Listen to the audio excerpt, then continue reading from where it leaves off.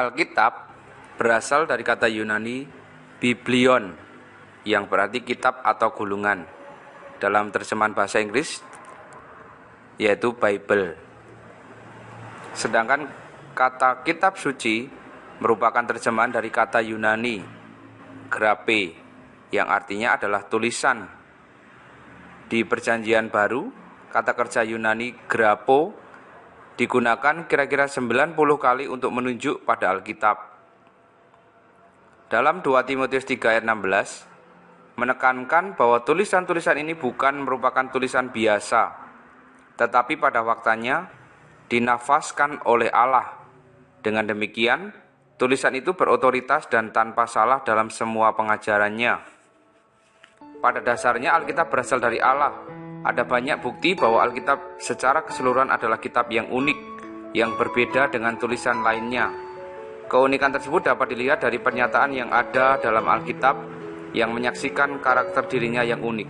Ada 3.800 kali Alkitab menyatakan Allah berfirman, atau demikianlah firman Allah. Selain itu, Paulus juga mengakui bahwa hal-hal yang ia tulis merupakan perintah Tuhan. Dan semua orang percaya mengakui hal itu. Petrus memproklamasikan kepastian dari kitab suci, serta kepastian untuk memperhatikan ketidakberubahan dan kepastian dari firman Allah. Yohanes juga mengakui bahwa pengajarannya berasal dari Allah. Alkitab adalah salah satu buku, tetapi juga terdiri dari banyak buku yang ditulis Alkitab dalam 3 bahasa: bahasa Ibrani, bahasa Aram, dan Yunani. Ditulis oleh 44 penulis yang berbeda-beda bahasa, status sosial, tempat, usia, dan waktu dalam periode tak kurang dari 1.500 tahun. Kebanyakan dari mereka tidak saling mengenal, namun Alkitab adalah satu kesatuan yang berkesinambungan, demikian jelas dan dapat saja dipikirkan seolah-olah buku itu hanya memiliki seorang penulis, yaitu Allah sendiri. Namun orang-orang bijak dari segala zaman mengakui Alkitab sebagai karya literatur terbesar di dunia.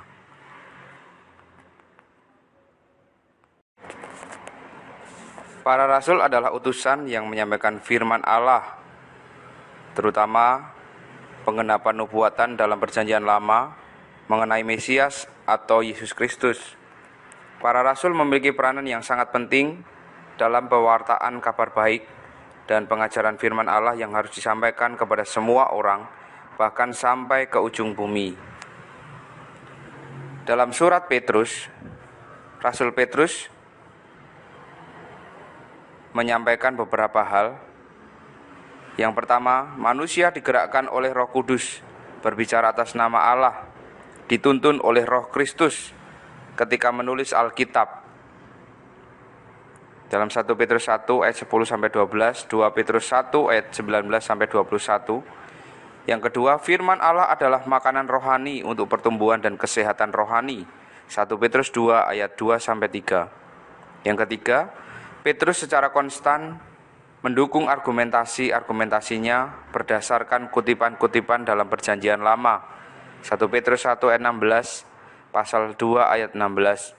Yang keempat, Petrus mempresentasikan 3 bagian dari wahyu yang tertulis tentang nabi-nabi yang kudus mengenai Perjanjian Lama, tentang Injil, dan melalui rasul-rasul tentang perhentian dalam Perjanjian Baru. Yang kelima, Petrus tidak pernah ragu menempatkan surat-surat Paulus di antara kitab-kitab suci, membuktikan bahwa kanon Perjanjian Baru sudah dikonfirmasi selama masa hidup para rasul. Rasul Yakobus menuliskan suratnya dan menyampaikan beberapa hal. Yang pertama, Yakobus menghadirkan iman yang kuat di dalam Alkitab sebagai firman Allah. Yang kedua, Yakobus berbicara atas nama Tuhan. Yakobus 5 ayat yang ke-10. Yang ketiga, Yakobus memberi hukum yang sempurna, hukum kebebasan, hukum kasih.